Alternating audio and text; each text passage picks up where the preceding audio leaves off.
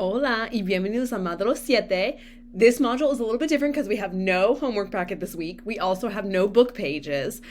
So make sure that you look at the readings. There is a list there of like medical professionals like cardiologists, pulmonologists, things like that. That is the main thing that you'll need for this week. There's also some articles that you'll need for the discussion board next week and also for the quiz. So make sure you check that information there. And then under the listening, there's a recording of someone saying those specialties, like the cardiologist and stuff. So make sure you listen to that because you will need that pronunciation for the speaking assignment this week. Okay, remember that our big thing coming up is the field-specific project. By now, you should have an idea of who you're going to interview. And if you don't, you should work on that this week because that project is due next week. You have to interview the person and write it up. So let me know this week if you have any questions and make sure you have someone ready to go for that interview.